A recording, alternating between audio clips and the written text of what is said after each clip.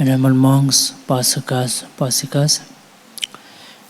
So now I will speak a little in Hindi. I spoke English in the morning. तो हम सुबह तो अंग्रेज़ी में बात किया है, तो अभी थोड़ा हिंदी में भी बोलेंगे, बात करेंगे कुछ मिनट।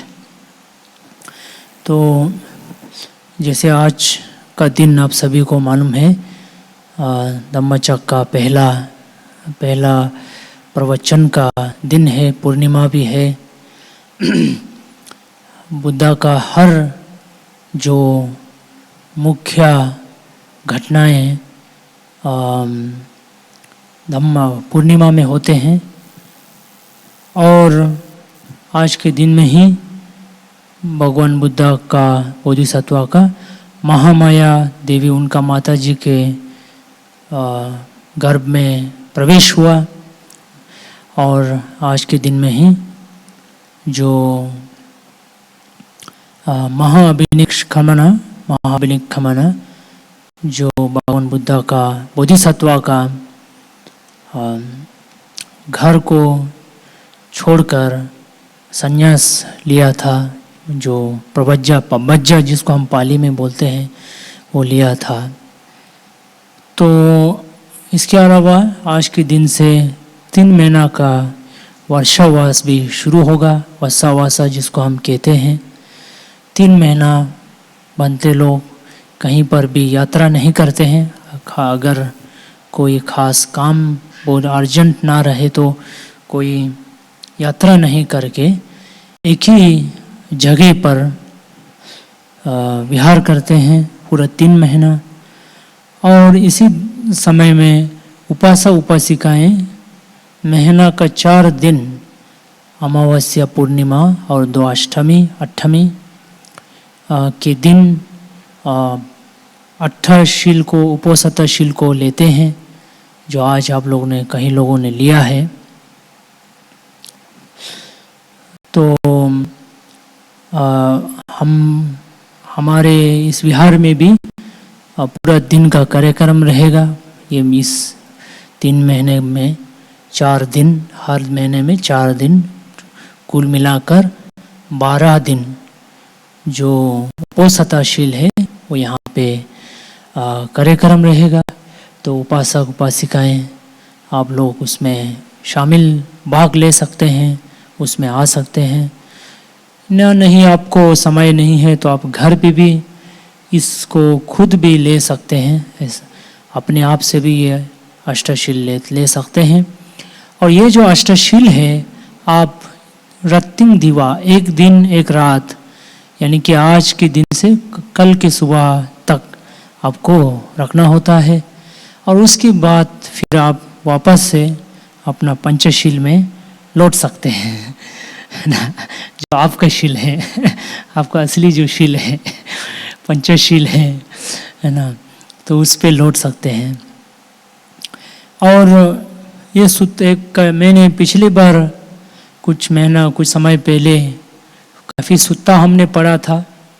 उस सूत्र में ये बहुत बार बताया गया है। उपोसता सूत्र भी है। पूरा ये उपोसता के ऊपर ही एक भगवान बुद्ध ने एक सूत्र बोला है कि वो उपोसता जो शील हम जो लेते हैं वो बहुत ज़्यादा फलदायक है, बहुत ही बड़ा पुण्य है ना। तो एक सूत्र में वो कहते हैं कि हमारा बोधिसत्व बहुत बड़ा एक ब्राह्मण थे, बहुत धनवान थे। तो उन्होंने कुछ हज़ारों दान करे थे ना, अलग अलग चीज़ें करे थे। तो भगवान बुद्ध ने कहा कि उससे भी ज़्यादा आप एक दिन शील जो रखते हैं ना, उसमें ज़्यादा पुण्य है। आप सुबह से शाम दान कर लेने से भी, उससे भी बहुत ज़्यादा जो है, ये जो अष्टशील को जो लेते हैं उसमें ज़्यादा, बहुत ही ज़्यादा फायदा है, उसमें ज़्यादा लाभ है। तो इसीलिए जो अष्टशील जो आप लेते हैं वो बहुत ही ज़्यादा आपके लिए फ़ायदेमंद है। और ख़ास तौर से ये जो 3 महीना है जो काफ़ी होली है, पवित्र है। इस वजह से है क्योंकि पूरे विश्व में, खास तौर से हमारे एशिया में बहुत से लोग इस अष्टशील को, अष्टशील उपोसत्ताशील को लेते हैं, खास तौर से अमावस्या पूर्णिमा में।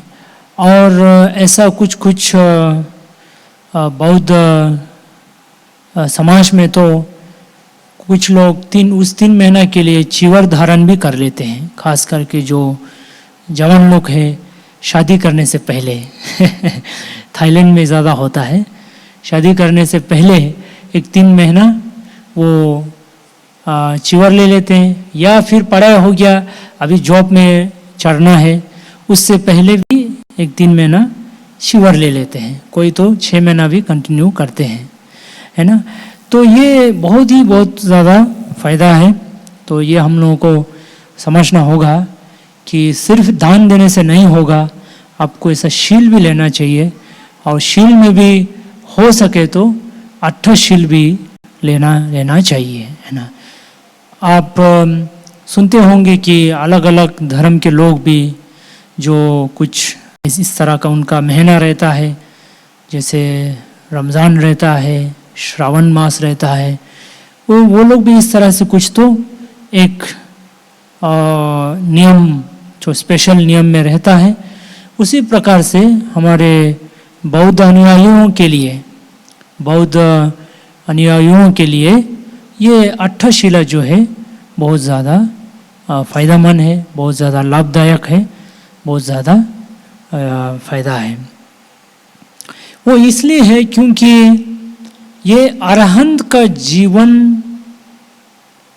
है, और अरहंत का जो स्वाभाविक जीवन है, अरहंत का उनका एक नेचुरल स्वाभाविक उनका जीवन है ना।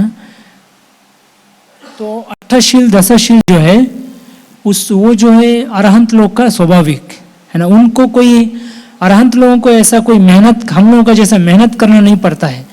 विहार में आके अष्टशील लेके बड़ा मुश्किल से कभी, है ना, पालन करना। फिर आप अभी घर जाएंगे, वहाँ कुछ समोसा दिखाई देगा है ना, तो बोलेंगे आधा से आधा ले लेता हूँ ऐसा कुछ हो सकता है ना, काफ़ी। लेकिन अरहंत लोग के लिए तो ये एकदम उनका एक स्वाभाविक है। उनको कोई मेहनत करना नहीं पड़ता है। उनका एक नेचुरल, नॉर्मल, जिसको हम नॉर्मल बोल सकते हैं, है ना। हम लोगों का नॉर्मल क्या है, समोसा देख लिया तो खा लो, डायबिटीज बाढ़ में जाओ है ना, सब कुछ बाढ़ में जाओ, हम तो एक समोसा खा लेंगे, है ना। तो ये हमारा स्वाभाविक है। लेकिन अरहंत लोगों का वो स्वाभाविक है कि वो लोग एक ही टाइम खाते हैं, है ना, और वो भी पूरा मात्रा में, पूरा पेट भर के नहीं खाते हैं, है ना, थोड़ा एक लिमिट में खाते हैं। और इसी तरह से बाकी जो भी ब्रह्मचर्या है वो भी उनका स्वाभाविक है। इसलिए ये कहा जाता है कि एक उपासक अगर अरहंत हो गया तो वो 7 दिन का अंदर चीवर लेना होता है, नहीं तो उनका परिनिब्बाण हो जाता है। जैसे राजा शुद्धोधना था, वो उपासक होके ही अरहंत बना था, और बाद में वो 7 दिन के अंदर परिनिब्बाण भी हो गया, है ना। तो ऐसा भी हमारा हुआ है, जो उपासक होके भी अरहंत भी हुआ था। लेकिन क्योंकि उपासक का जीवन जो है अरहंत की तरह नहीं है, तो इसको या तो बनना होगा, नहीं तो वो परिनिब्बाण हो जाएगा 7 दिन के अंदर, है ना। तो ये जो है हमारा जो अरहंत का जो नेचुरल ये है। और हम सबका गोल भी तो वही है, कभी ना कभी सोतापन्ना, सगदागमी, अन्नगामी, अरहंत वो प्राप्त हो जाए। ये हमारा, हम सभी का एक गोल है ना, जिसको आप सब लोग अलग अलग तरीके से बोलते हैं। कोई मुक्ति बोलते हैं, मोक्ष बोलते हैं, बोधि बोलते हैं, है ना। जो ट्रांसेंडेंटल, मतलब कोई जो धर्म को नहीं मानने से भी वो लोग भी तो कुछ चाह रहे हैं ना, कुछ बड़ा चीज़ चाह रहे हैं, है ना। कुछ एक बड़ा मुक्ति है ना, शक्ति, अनुभव, ये चाहते हैं, जिसको हम बौद्ध धर्म में उसे निब्बाना कहते हैं, बोधि कहते हैं, है ना। तो यही लोकुत्तरा कहते हैं। तो इसलिए ये अष्टशील जो है आप लोग उपासक उपासिकाएं आप लेते रहें, खास करके जो उम्र हो गए हैं वो लोग और जल्दी ले लें, ताकि है ना पुण्य आप लेकर जाएंगे, है ना। क्योंकि हम जाने से क्या लेके जाएंगे, हमने जो पाप पुण्य किया है वही ज़्यादा लेकर जाएंगे, है ना। तो इसीलिए ये अष्टशील तो सिर्फ न सिर्फ वर्षावास में, बाकी समय में भी ले सकते हैं ना। और बाकी लेकिन वर्षावास में ये फ़ायदा है कि बनते लोग कहीं ट्रैवल नहीं करते हैं, और जैसे मैंने बताया बहुत सा लोग जो है इसे लेते हैं, है ना, स्पेशल।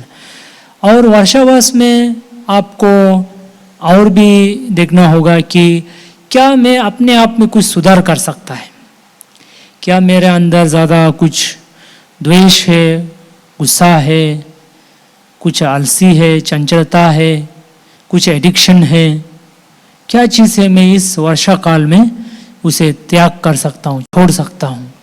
या फिर कौन सा ऐसा अच्छा गुण है जिसे मैं बढ़ा सकता हूँ, जिसे मैं पैदा कर सकता हूँ, उसे आदत बना सकता हूँ। ये भी आप अपने आप के ऊपर एक संकल्प ले सकते हैं, अधिष्ठान जिसको बोलते हैं, अधिष्ठाना ले सकते हैं, क्योंकि अधिष्ठाना भी एक पारमी है। It is one of the पारमी, जो 10 पारमी में से एक अधिष्ठाना पारमी है। तो ये सब अलग अलग दिन है आज के इसमें। और जो सबसे बड़ा जो टीचिंग है, जो सबसे पहला टीचिंग है 4 आर्य सत्य, आर्य और अष्टांगिक मार्ग। उसमें यह है कि सबसे पहले दुख आर्य सच्चा, दुख आर्य सच्चा, यानी कि जो लोग संत हो गए हैं, जो लोग निब्बान पाए हैं, अरहंत लोग हैं, वो लोग एक सच्चाई को जाना है। तो क्या है कि दुख जो है एक सच्चाई है। हम लोग दुनिया में सच्चाई को हम खोजते हैं कि क्या चीज़ सच्चाई है, क्या चीज़ है दुनिया में, है ना। हम ढूंढते हैं, खोजते हैं, पता करते हैं। कोई तो मार्स, है ना, चंद्रमा में भी जा रहे हैं, मंगलयान में भी जा रहे हैं, है ना, कि ढूंढना चाहते हैं कि है क्या दुनिया में, है ना। ऐसा ऋषि मुनि लोग थे, वो लोग कुछ समाधि वगैरह पा के दुनिया कहाँ ख़त्म होता वो देखने जा रहे थे। ऐसा भी कुछ हमारे इतिहास में है। तो हम कुछ हमेशा देखना चाहते हैं, हम ऐसे इंसान है ना, कुछ अलग अलग जगह देखना मांगता है। कौन सा पहाड़, कौन सा जंगल, कौन सा समुद्र, कौन सा लोग से मिलना मांगता है ना। हमारा एक चेष्टा रहता है, एक इच्छा रहता है कि कुछ देखें, जाने, समझे क्या है ना। एक क्यूरियोसिटी, जो एक दिलचस्पी रहता है।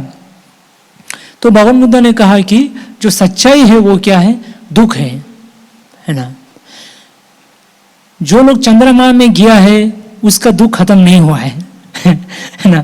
जो मंगलयान गया है उसका भी दुख खत्म नहीं हुआ है कि नहीं।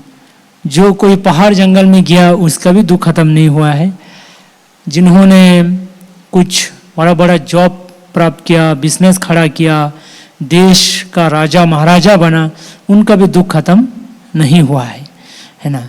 तो इसीलिए जो दुख है वो एक सच्चाई है।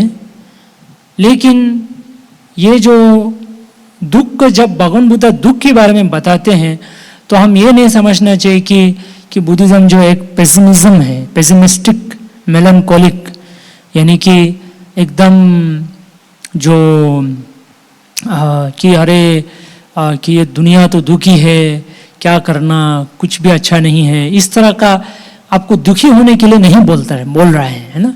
ये भी आपको समझना होगा। जब दुख की बात करते हैं, दुख तो इसलिए बात कर रहे हैं ना क्योंकि आपके पास है दुख। सिर्फ आपका पास नहीं, हमारे पास भी है ना। तो सभी का पास दुख तो है ना। दुख तो एक सच्चाई है ना। तो वो भगवान बुद्ध ने इसको एड्रेस किया है। भगवान बुद्ध ने ये नहीं बताया कि कौन कहाँ क्या है, कब शुरू हुआ, ये दुनिया जो आपके पास है वो कब शुरू हुआ है ना, कहाँ कब खत्म होने वाला है कि नहीं। ये सब चीज़ें हैं भगवान बुद्ध ने अवॉइड किया है, इसके बारे में ज़्यादा बात नहीं किया है ना। हालांकि कुछ एक सूत्र में बताया है, लेकिन अगेन वो हमारे मन को लेके।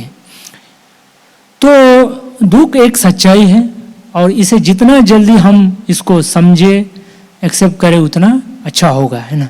क्योंकि आप बोलेंगे नहीं दुख की बात नहीं करेंगे, लेकिन कभी तो ये आएंगे, आ रहे हैं, आते रहते हैं और थे, याद भी आते हैं, जो पुराना दुख भी याद आता है, अभी का जो दुख है ना, और आने वाला दुख भी याद आता है, अरे ये हो गया तो, अरे वो हो गया तो, है ना, ये सब है, अरे ये हो गया, अरे वो हो गया, अभी ये हो रहा है और ये हो जाएगा। तो ये पास्ट प्रेजेंट फ्यूचर तीनों का दुख हमारे सर पे घूमते रहता है ना। तो आप ना चाहते हुए भी वो है, इसीलिए भगवान बुद्ध बोला कि यही हमको देखना है ना, इसके बारे में बात करना है ना। तो भगवान बुद्ध ने तो वैसे अलग अलग जाति भी दुख, जरा भी दुख, व्याधि भी दुख, मरणम भी दुख, पिए ही संपयोग दुख, पिए ही विपयोग दुख, यम छन लभति तंग भी दुख, संकित न पंचुपादन खंड दुख ना। तो उसमें कहा कि जन्म लेना दुख है ना। तो अब आप जब जन्म ले रहे थे, आपके माता पिता खुशी थे, लेकिन आप खुश नहीं था है ना क्योंकि आप इतना रो रहे थे, है ना, रो रहे थे, चिल्ला रहे थे, है कि नहीं। और कितना रोता है, दिन रात रोता है, आपका भाषा ही रोना है ना। सुबह रो लो, दोपहर को रो लो, रात को रो लो रोते रहो बस। लेकिन आपका माता पिता तो खुश हो रहा है रोने से भी, चलो हमारा बेटा एटलीस्ट कुछ बोल रहा है ना, बातें नहीं कर सक रहा लेकिन कुछ तो बोल रहा है। तो ये रोना धोना से ही शुरू होता है। ये आप एक तरह से बोल सकते हैं जन्म दुख है ना। लेकिन इसके अलावा ये है कि जैसे आप अभी तो मनुष्य लोक में हुआ है, लेकिन अभी है, लेकिन अगले जन्म आप कहाँ जन्म होगा वो बोल नहीं सकते हैं। आप मनुष्य लोक में आएगा नहीं आएगा वो नहीं पता है ना। आप शायद दूसरा किसी और कोई योनि में भी जाने का चांसेस है, वो कहीं पर भी हो सकता है। वो देवालोक ब्रह्मलोक भी हो सकता है, नहीं तो ऐसा यक्षा पेता नरक ये सब में भी जानवर पशु पक्षी सब उसमें भी हो सकता है अपने कर्म के अनुसार, है ना। इसलिए तो भगवान बुद्ध ने कहा है कि कम्मा ही सब कुछ है, कम्मा सकुम ही, कम्मा दया दो, कम्मा योनि, कम्मा बंधु, कम्मा पति शरणो, यंग कमंग करी स्वामी कल्याण व पापा कंवा तस्सा दया दो भविष्यामी ती। जो कर्म है वो मेरा बंधु है, वो मेरा रक्षक है, वो मेरा संपत्ति है। जो कर्म हम करेंगे अच्छा बुरा वही हमारे साथ आएंगे, है ना।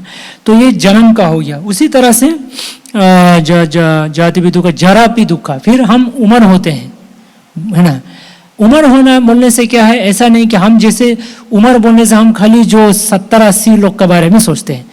हम खुद भी तो हर दिन, चाहे वो 1 साल का बच्चा होने से भी जन्म लेते ही हमारा उम्र हो रहा है ना। हमारा उम्र होते जा रहा है, अभी बैठे बैठे हमारा उम्र हो रहा है। ऐसा नहीं कि हम 80 साल के बाद हमारा उम्र होगा, अभी से उम्र हो रहा है। तो उम्र होना भी एक तरह से दुख है ना। तो जब बच्चा होता है वो क्या सोचता है, मैं बड़ा हो जाऊं। जब बड़ा होता है तो सोचता हूं मैं बच्चा ही रहने से ठीक था, है ना। ऐसा हमारा मन में आता है ना। फिर कभी आप कोई कम वाला उम्र का हमारा तस्वीर आप देखेंगे, है ना, अरे मैं कितना उस समय जो जवान थी, बच्चे थे, है ना, बच्ची थी, बच्चा थे, तो आपको क्या होता है, एक उम्र का दुख होता है, अरे मैं उम्र हो गया है। वो भी दुख तो होते हैं आपको मन में, ऐसा नहीं बोल के नहीं है। तो उसी तरह से उम्र होते हैं, ये भी एक दुख है। और उम्र के साथ साथ आपको बहुत अलग अलग तोहफा मिलता है ना, घुटने का, शुगर का, बीपी का, और कितना रकम का तोहफा है आपको मुफ्त में मिल जाते हैं, है ना, बिना कोई पैसा खर्च करके, है ना। तो ये सब जरा का दुख है ना। फिर व्याधि भी दुख हो, व्याधि यानी कि बीमार होना, जो तो मैं अभी बोली थी आपको ना। गिरिमानंद सुत्ता में आप देखेंगे तो बहुत लंबा लिस्ट भगवान बुद्ध ने बताया है कि ये बीमार, वो बीमार, ऐसा तरह तरह का बीमार है ना, कि सर दर्द, पेट दर्द है ना, और अलग रकम रकम का। आप तो मानो आज के ज़माने में तो बोलने का भी ज़रूरत नहीं, पूरा दिखने भी दिखाई देता है। तो इस तरह का अलग अलग बीमार भी होते हैं, वो भी एक प्रकार का, वो भी एक दुख है ना। व्याधि भी दुखो मरणम भी दुखं, जो मरण होना वो तो दुख है। जब आप मरण, किसी किसी को देखिए मरण के बारे में सोचने से डर लगता है, दुख होता है ना।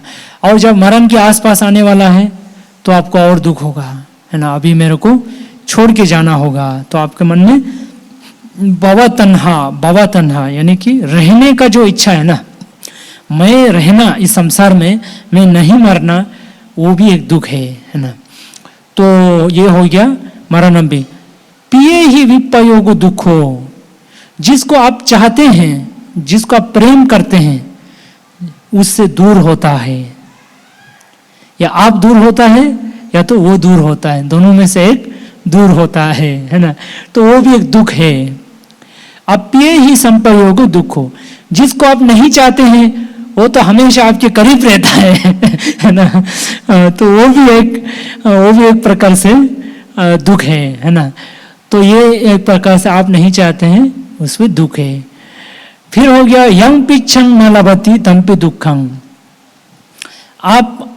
आपका अलग अलग इच्छाएं हैं, आपका अलग अलग गोल है, वो सब पाते हैं, लेकिन वो कभी खत्म नहीं होता है। जब बच्चा थे तो आपका गोल है कि शायद एक बाइक खरीद लूं, है ना, या फिर कुछ रहेगा शायद। जैसा अभी बड़ा हो गया फिर और कुछ रहेगा, है ना। ऐसा कुछ खत्म ही नहीं होता। आप अगर आप पूरा दादा दादी हो गया तो भी आपको क्या चाहिए, नहीं मुझे एक पोता पोती दिखना है ना। जब तक मुझे एक पोता पोती नहीं दिखेगा तब तक मैं नहीं मरूंगा, है ना। मतलब मेरा इच्छा नहीं होगा, चलो पोता पोती आ गया, नहीं पोता पोती सिर्फ आने से नहीं होगा, वो थोड़ा बड़ा होना, उसका शादी देखना में है कि नहीं।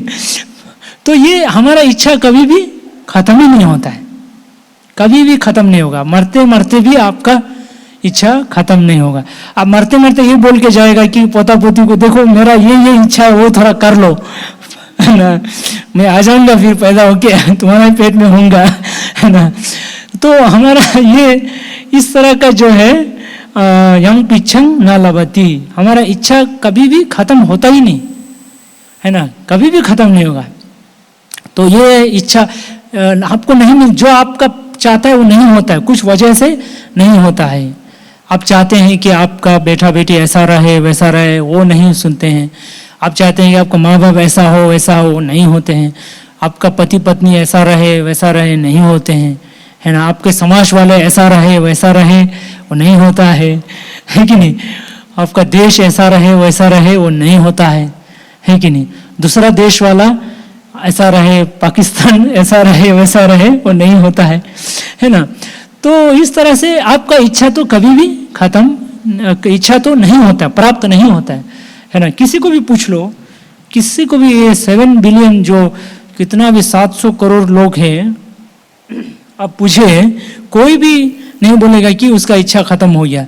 किसी को पूछो अभी मेरा ये इच्छा है, अभी मेरा वो इच्छा है ना। तो ये कभी भी खत्म नहीं होता है। उसकी बात हो गया अगर संक्षिप्त न पंचुपादन खंड दुखा, संक्षिप्त में यानी कि शॉर्ट में, ब्रीफ में दुख क्या है बोलने से, पंचोपादान खंड दुखा, जो आपका जो मन और शरीर उसको जो है आप उपादाना यानी कि उसको पकड़ के रखते हैं, आप छोड़ता नहीं है, वही क्या है, दुख है कि नहीं। ये शॉर्ट में हो गया, भगवान बुद्ध ने सिंपल में बताया। तो दूसरा भगवान बुद्ध ने बताया कि दुख का समुदय, ये जो दुख है आपका, है ना, जन्म का, मरण का, ये सब जो पूरा सिलसिला है वो कैसे होता है ना, वो किस तरह से होता है। तो भगवान बुद्ध ने कहा कि तन्हा, है ना, काम तन्हा, भव तन्हा, विभव तन्हा, कि हमारा ये जो तृष्णा, जो इच्छा जो हमने बोला था, वो इच्छा आपका रहता, रहने का इच्छा, खाने का इच्छा, या फिर घर का, कपड़े का, जो भी आपका इच्छा है ना, ये सब इच्छा आपका रहता है। तो वो जो इच्छा जो है आपको दुख क्रिएट करता है, आपका ज्यादा जिच। इसलिए भगवान बुद्ध ने कहा एक जगह में, अपिच्च सयंग दमो नयंग दमो महिचसा, ये तो खास करके बनते लोग के लिए है, लेकिन आप अपने जीवन में भी इसके बारे में सोच सकते हैं, है ना। तो उसमें ये कहा है कि अल्प इच्छा, जिसका इच्छा कम है उसी के लिए ये धम्मा है ना। बहुत ज्यादा इच्छा होने से ये धम्मा उसके लिए नहीं है।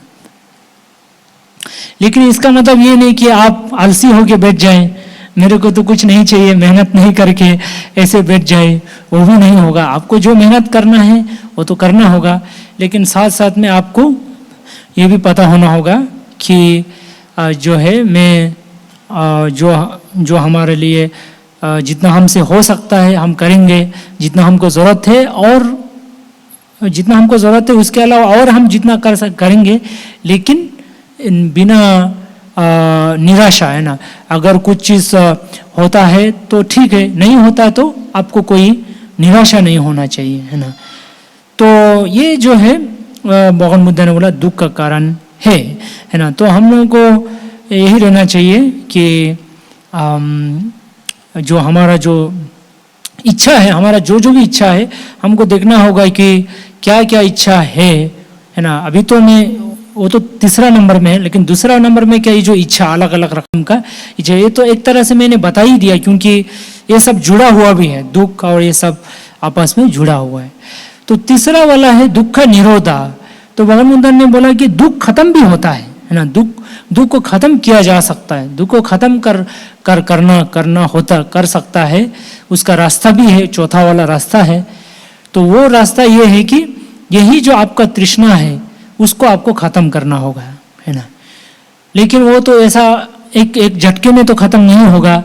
इसके लिए आपको शील, अभी जैसे आज आप शील रखा तो आपने बहुत चीज़ त्याग किया है, खाना त्याग किया है, गाना वगैरह ये सब कुछ त्याग किया है, और आज आप विहार में आए हैं, आपका घर का जो एक सुख सुविधा है उसको आप त्याग किया है, यहाँ आके बैठे हैं, किस किस का कमर दर्द आ रहा होगा तो ऐसा मतलब आपने एक प्रकार से वो भी एक त्याग है। अब अट्टशील का मतलब क्या है, आपने त्याग कर रहे हैं। त्याग कर रहा है मतलब यानी कि आप जब त्याग कर रहे हैं तो आपका तृष्णा खत्म हो रहा है। तृष्णा खत्म हो रहा है मतलब आपका जो सुख बढ़ रहा है, पुण्य बढ़ रहा है ना। तो ये जो है हम एक तरह से समझ सकते हैं। और ये भगवान बुद्ध ने अष्टशील तो है, लेकिन और भगवान बुद्ध ने अठंगी का मग्गवर बताया। पहला वाला है सम्मा दिट्ठी, यानी कि सही से समझना। तो हमको सबसे पहले समझना होगा। समझना क्या है, यही चार है, दुख को समझना, दुख का कारण को समझना, अच्छा बुरा को समझना, कुशला अकुशला को समझना, है ना। कुशला अकुशला है जो 10 रकम का कुशला, 10 रकम का अकुशला है, शरीर से, वचन से, मन से। जैसे यही पंचशील भी आएगा, उसके अलावा वचन में जो है आपका झूठ नहीं बोलेंगे, फिर है ना, ऐसा बात नहीं बोलेंगे जिससे लोगों का अंदर में भेदभाव हो जाए, डिवीजन हो जाए, और गाली गलौज नहीं करेंगे जो दूसरों को सुनने में अच्छा नहीं लगता है। और फिर गॉसिपिंग, जो बेफुजूल बात नहीं करेंगे, पर फुजूल का बात नहीं करेंगे, तो बेकार की बातें नहीं करेंगे। और फिर उस तरह से मन में भी आपका जो लोभ द्वेष मोह है उसको आप कम करेंगे। मन में भी है ना अलग अलग रकम का जो इच्छाएं हैं, जो आपको लगता है कि अच्छा नहीं है, जैसे कि द्वेष हो गया, और जैसे कि जलसी हो गया, या इस तरह का जो दूसरों का चीज़ को लूटने का, लेने का, छीनने का जो मन है, ये सब हो गया। तो ये सब को जो गलत है ना।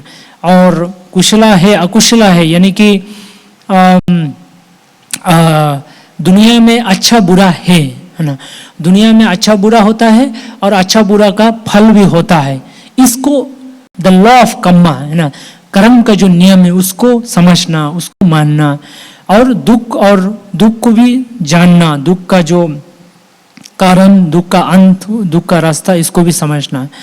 तो दूसरा वाला हो गया सम्मा संकल्प, यानी कि अच्छा सोचना। पहला वाला तो हो गया अच्छा समझना, दूसरा है उसके बाद समझने के बाद सिर्फ समझने से नहीं होगा, उस हिसाब से आप सोचना होगा, है ना, अच्छा सोचना होगा, कुशला जो हमने बताया वो सोचना होगा। और उसी तरह से जो वचन, वो तो मैं ऑलरेडी बताया है। फिर कम्मनता, जो शरीर से किसी को दुख नहीं देना, चोरी नहीं करना, बेविचार नहीं करना, इस तरह से नशा शराब ये सब जो शरीर के तौर से कुछ भी इस तरह से शील का पालन करना, शारीरिक रूप से शील का पालन करना। शील का तो जैसे मैंने पिछले संडे में बताया था कि संवर करने का भी एक शील है, यानी कि आप एक कंट्रोल करना, है ना। जैसे आपने अभी शील लिया है, एक समोसा देखा तो उसको देख के आपको थोड़ा हाँ हमको इच्छा आ रहा है लेकिन हम नहीं खाऊंगा, है ना, क्योंकि इसमें मैंने शील लिया है हमारा मन को मजबूत करने के लिए। इस तरह से जो भी है ना, जो संवर, है ना। तो मान लीजिए कोई कुछ गड़बड़ कर रहा है आपका घर पे कोई, तो आपको गाली देने को मन आया तो थोड़ा शांत, आज के लिए छोड़ दूंगा कल देखूंगा, ऐसा बोल के एक, है ना, हाँ टाल देने के लिए ऐसा मेहता करके, तो उस तरह से संवर, है ना, संवर इंद्रिय संवरशीला। फिर पातिमोक्ख संवरशीला, जो यानी कि जो भी आपका अलग अलग तरीक़े से जो नियम नीति है, जो एक अच्छा स्वभाव है, उसको रखने के लिए जो आपका जो भी चाल दाल, बेसिकली आपका बिहेवियर, आपका चाल चलन, चाहे वो परिवार में हो, समाज में हो, खुद के साथ हो, इस तरह का। और उसका फिर आजीव परिशुद्धशीला, यानी कि कुछ भी ये आप जो भी आप पैसा कमाते हैं वो कोई गलत तरीक़ा से नहीं करने के लिए, उसमें शराब हो गया, वो मीट मछली बेचना कुछ, या किसी कसाई का काम करना, ये सब गलत चीज़ें नहीं करना चाहिए। तो वो हो गया आपका आजीव परिवार। और पच्चय सन्निसितशीला, यानी कि जो भी आपके पास चीज़ें हैं उसको बहुत ही ध्यान से उसको यूज़ करना है कि इसके लिए सभी लोग बहुत मेहनत किया। जैसे खाना हो गया, खाने के लिए कितना किसान लोग मेहनत किया, कौन कौन मेहनत किया, तो हम इसको बर्बाद नहीं करेंगे। उसी तरह से कपड़ा हो गया या जो भी चीज़ हो गया, वो भी एक प्रकार से शील है, वो भी एक शील है। फिर उसके अलावा आपको जो भी ड्यूटी है, एक पति होने के नाते पत्नी, बेटा बेटी, माँ बाप, ये आपका गुरु शिष्य, ये आप उपासक बनते, अलग अलग सबका अपना अपना जो कर्तव्य है उसको निभाना, वो भी एक शील है। तो ये सब अलग अलग तरीक़ा से है। सम्मा कमंतो सम्मा आजीवो सम्मा व्यायामो, फिर मेहनत करना। यहाँ मेहनत जो है एक तरह से मेडिटेशन में आएगा, जैसे आप मेडिटेशन करते हैं या फिर बाकी समय में भी आपके अंदर में जो भी गलत विचार अगर आता है उसको आने नहीं देना, आ गया तो उसको निकाल देना। और आपके अंदर अच्छा विचार अगर नहीं है, कभी ऐसा रहता है ना कि आपके अंदर कोई गलत तो नहीं है लेकिन ना अच्छा विचार भी नहीं है, आपका मन ऐसे ही एक मोह में है। आपका मन मोह मतलब एकदम एक डल सा है, मतलब उसमें अच्छा भी नहीं बुरा भी नहीं, या एक ये है, तो आप उसमें अच्छा बढ़ाना है, अच्छा विचार बढ़ाना चाहिए। जैसे आप अभी आप धम्मा सुन रहे हैं, पूजा ध्यान कर रहे हैं, ये भी एक मन में अच्छा बढ़ाने का एक मेहनत है, वो भी एक विरिया है। उसी तरह से अनुरक्षण, उसको बचा के रखना। फिर हो गया आपका सम्मा सति, यानी कि राइट माइंडफुलनेस, जो मेडिटेशन हमने किया है, आज ध्यान किया है कि जो हमारे शरीर का और हमारे जो फीलिंग, वेदना, अच्छा बुरा जो भी लगते हैं, और आपका जो विचार है, और उसकी बात आपके अंदर जो भी अलग अलग तरीक़ा का जो आपका आदतें हैं, आपका अंदर में जो भी आपकी आदतें हैं, आपके संखारा है, जो आपका डीप, आपका जो एक तरह से इच्छा बोल सकते हैं, जो आपका अच्छा बुरा जो भी इच्छा है, उसको ध्यान में रखते हुए आप जो है उसमें क्या करना चाहिए बोलने से, विनय लोके अभिज्ञ दो मनसा, यानी कि उसको जो आप, चाहे आपका शरीर हो, मन हो, आपका फीलिंग हो, आपका इच्छा हो, उसमें आप क्या नहीं करना चाहिए जी, लोभ और द्वेष से दूर रहना चाहिए। यानी कि आप जैसे ध्यान करते हैं, आपके मन में अगर किसी का गुस्सा आ रहा है उसको भी छोड़ना पड़ेगा, किसी का कुछ इच्छा लोभ आ रहे हैं उसको भी छोड़ना पड़ेगा, सब छोड़ना, लेटिंग गो। बेसिकली मेडिटेशन में है क्या बोलने से आपको छोड़ने के लिए, है ना, सब सब छोड़ते रहो। किसी को चाहता है, किसी को नहीं चाहता है, कोई चीज़ आपको चाहना नहीं चाहना, उससे दूर दूर दूर दूर छोड़ते रहना चाहिए। जितना छोड़ेंगे आपका मन मुक्त होते जाएगा, फ्री होते जाएगा। और जितना आपका मन मुक्त होगा, फ्री होगा, उतना आपके अंदर में सुख आते रहेगा, आनंद आते रहेगा, खुशी आते रहेगा।